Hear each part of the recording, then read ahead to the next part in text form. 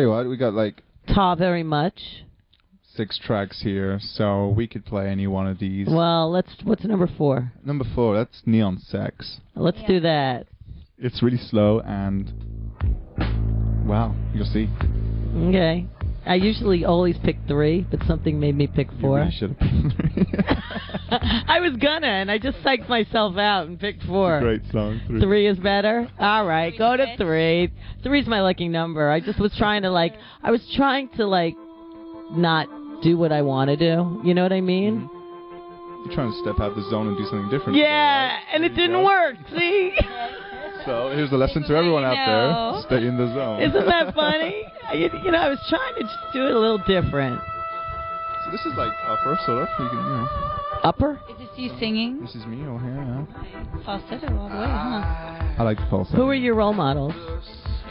Bands like Ultravox. Okay. 80s bands mainly. A bit of Bowie, a bit of Ultravox. Good role models. Other bands, Swedish bands, glam rock bands. Like, you know, do your research. There's a band called The Ark. Check them out online. You'll see some kind of cross. You know. If you have some free time while you're here and you want to do something fun, go to the Brooklyn Museum. They have a great exhibit going on called Who Shot Rock and Roll. I went. I saw it. It's amazing. It's great. Lots of amazing photos. It's right in your neighborhood. Did you go, Phoenicia? It's amazing. Brooklyn Museum. It's right there. Yeah, you'd enjoy it. Yeah. They've got some, it's there till January 31st. I know that. I should go there and learn some lessons, right, from the greats. So. Great picture. Beautiful photos and stories about how the photographers shot them. Yeah. You'll see a lot of heroes. Yeah. Great. Including Bowie. Can't beat Bowie, can you really? I look good at that. You know, I do have a Bowie story, but I'm not going to go there right now. 6 degrees of brew. I know. You sure you don't want to share that? No? Oh, it wasn't dirty or anything. Oh, he was. Do you remember when he did Tin Machine? Oh, I was talking about this with my friend the other day. That no one knows about this. I do because that's when the Tin Machine. The 2 other boys were Soupy Sale's sons. And they were the Soupy Sale's sons, brothers, and Bowie did Tin Machine. And there was a club. Did you ever hear of Webster Hall? No. Well, Webster Hall used to be called the Ritz. Right. I used to work at the Ritz. And when they moved from downtown to uptown. So in that limbo stage when they were moving, like they were moving uptown and it was opening there, they still had the downtown venue. So it was like kind of empty, but like Bowie and Tin Machine did a shoot there for like a week. Wow. And my brother was the biggest Bowie fan in the whole wide world. My brother is how come I love David Bowie. Mm-hmm. And he was shooting there for this. They were making like some huge video movie. And I just was trying to. My brother was sick with AIDS at the time. Right. Okay. And all I wanted was to get Bowie's signature.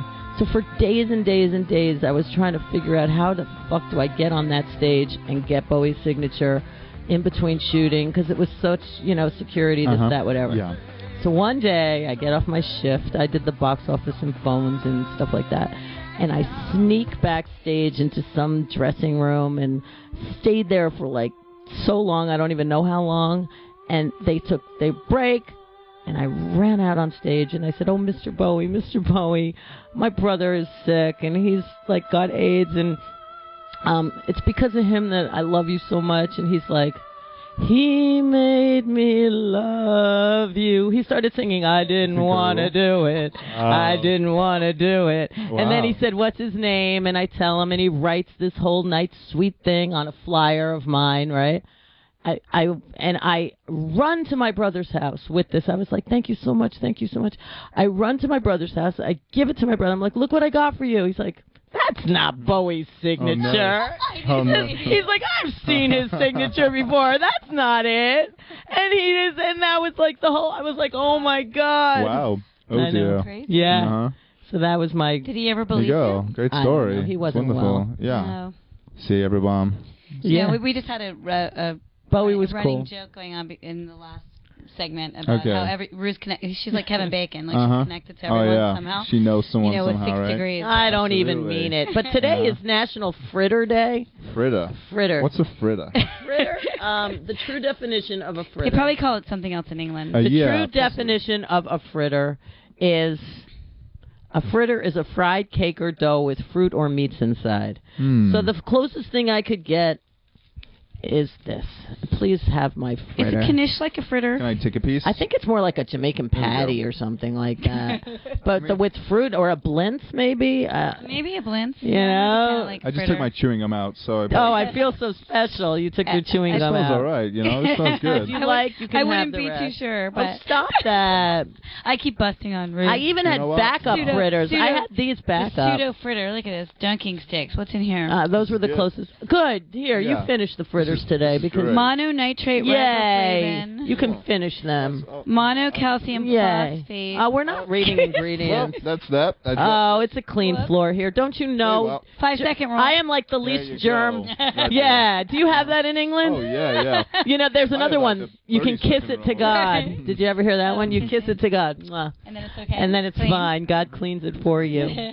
Especially on Arisma Radio's floor. I mean, come on. Yeah, they're spotless right now. Exactly. Yeah. I am like the least germ-phobic person I know anyway. Yeah. I don't believe in that germ-phobia shit. No. Germs are probably good for you. That's what they to a degree say. they are. You know, when you have to that 6th degree of root separation, we need the germs. You need a little bit of germs to, just keep healthy. Exactly. Everyone needs to go outside. Exposure to some roll around in the antibodies. mud. Well, I don't know if I'm going to go outside and lick the ground. Or I'm not going to go do that. Anyway. No, I'm happy with just getting germs by osmosis. I'm not like looking to get more germs than I need. True. But True. I have no problem with just a little bit. I mean, I'm not going to drink out of someone else's anything, truthfully. Ever? Okay. No, I'm not saying never, ever anything. I mean, I have my probably subconscious germ things. Your phobias. But I'm not, like, not going to touch stuff, like when people get a little cuckoo. I always wash my hands after the weights, the gym. Yeah, you probably should. I heard really the things that are the most sweaty stuff. Sweaty. Yeah. I don't know. So only and the subway pulls. Those they say are the. Yeah.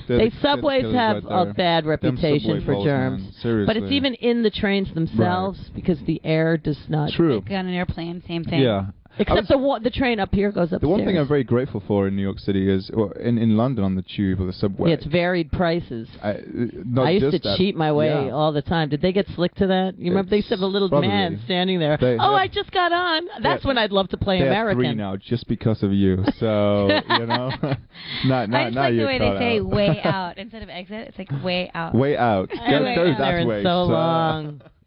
But one of the other things is there's no air conditioning on the subway down in London. So New York, really there's air condition. Right? So I don't sweat. How do you know? It's winter. Is the air on now on the subway? Yeah, I think so. Last night I was on the subway and it was quite nice. It wasn't too hot down there. Do they have the air conditioning on now? In the summer, in the stations, there's no air conditioning. No, right. You need a sweater to go on the train. So the trains in London, they don't have any air conditioning. Not that if they do, they don't put it on. But you're from Derby, so how do you know?